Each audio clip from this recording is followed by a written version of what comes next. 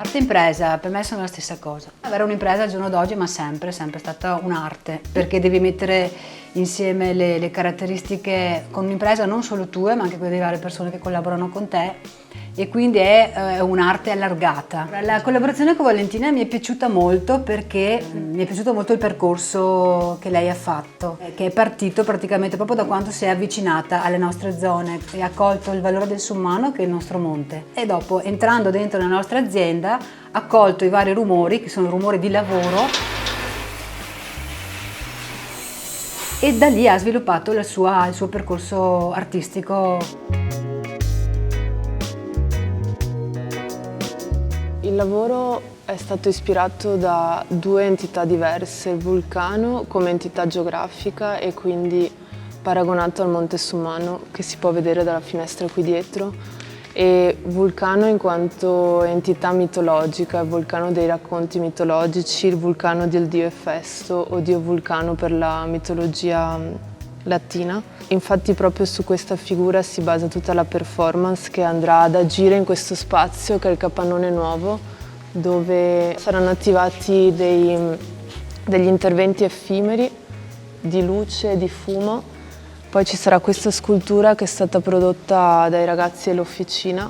Un altro elemento che ci sarà è questa scultura, che è il bastone che userà Efesto, il performer, durante la performance. È stato fatto in stampa 3D, in plastica, e ha le sembianze appunto di un ramo.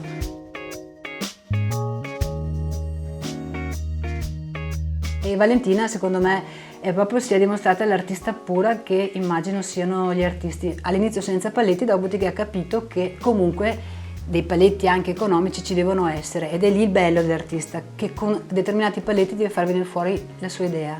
L'impresa può dare molto all'arte, può dare molto agli artisti in particolare, perché ha risorse finanziarie prima di tutto, ha i processi, ha i materiali, cosa che spesso l'artista non ha. L'impresa a sua volta può ricevere molto dall'arte, da un artista, comunque da una collaborazione di questo tipo. L'artista può portare in azienda nuovi modi di pensare e questo è fondamentale per tutte le imprese. Questi 6 mesi di collaborazione hanno fatto in modo che oltre al rispetto si creasse anche un rapporto di fiducia. Una fiducia che ha permesso a Valentina di lavorare in libertà, comunque in azienda, notte, giorno, durante il lavoro, durante le pause. Libertà che ha portato proprio a entrare in questa realtà. Forse la cosa più interessante che ho imparato, non so se l'ho imparato, però la relazione con l'operaio, no? L'altro giorno, quando chiedevo agli operai se avessero voglia di venire il 22 all'evento, mi è stato risposto da una persona: no, non mi interessano le cose strane, no? E quindi capire che le cose che si fanno possono non interessare, non sono essenziali, potrebbero non esistere probabilmente per loro. E invece altre persone, ad esempio l'operaio che lavora alla rifinitura dell'acciaio con la sabbiatura, lui riusciva completamente a capire le mie esigenze estetiche, proponendomi anche delle soluzioni super valide. A me piacciono i progetti che iniziano e che finiscono e che hanno una storia. Quello che andremo a fare il 22 è un intervento effimero che dura pochissimo, in cui attivo uno spazio con un intervento site specific, quindi che può essere qui e ci sarà un giorno solo.